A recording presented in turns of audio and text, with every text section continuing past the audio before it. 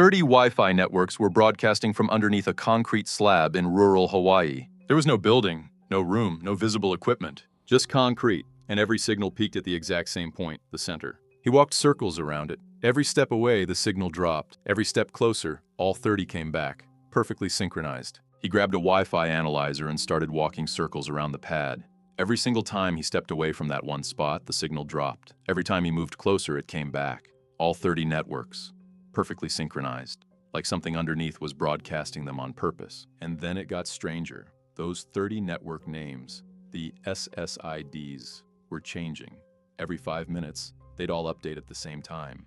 Normal routers don't do that. Neighborhood networks don't do that. Whatever was under that concrete was cycling through identities like it was trying to stay hidden. So he borrowed a thermal imaging device. When he pointed it at the ground, one spot on that concrete pad was noticeably hotter than everything around it. Not slightly warmer, significantly hotter, focused in one area, like something was running underneath. He drilled holes, one directly on the hot spot, and a few others as control tests. Then he filled each one with water. Every hole overflowed, except one. The hole directly above the heat signature drained completely. Something below it was hollow, or consuming it. He got closer, drilling as near to the hot spot as possible. About 2 feet away, the heat became unbearable. He compared it to the inside of a composting bin. But there were no signs of biological activity, no bacteria, no decay, just raw, unexplained heat from red volcanic soil that shouldn't produce it. Other Redditors pushed him for more details. He started photographing the area. What he found made things worse. There was a multi-breaker electrical setup nearby, and the conduit ran directly under the asphalt straight toward the heat signal point. Something was being powered, something underground. The concrete pad itself was suspicious. It was twice as thick as the surrounding concrete.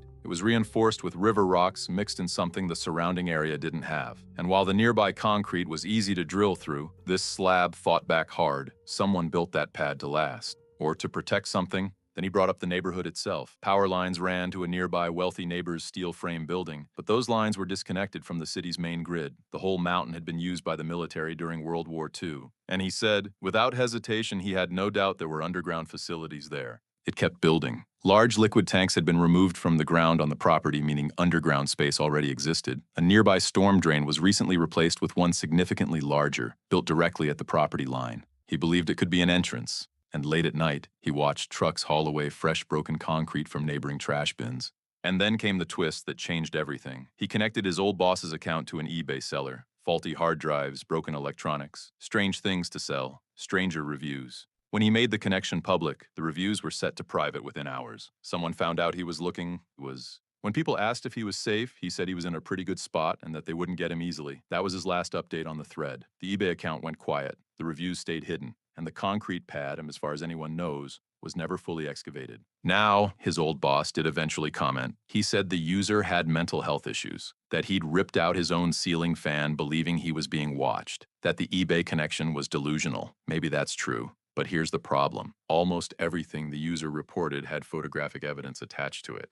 The heat signatures were real, the Wi-Fi networks were real, the draining hole was real, the electrical conduit was real. You can discredit a person, but you can't discredit a thermal camera, and that's what makes this one impossible to close. Whether this was an unstable man seeing patterns that weren't there, or someone who got too close to something that was never meant to be found, we'll probably never know. The thread ended. The user went quiet. And somewhere in Hawaii, under a concrete pad twice as thick as it needs to be, something is still running.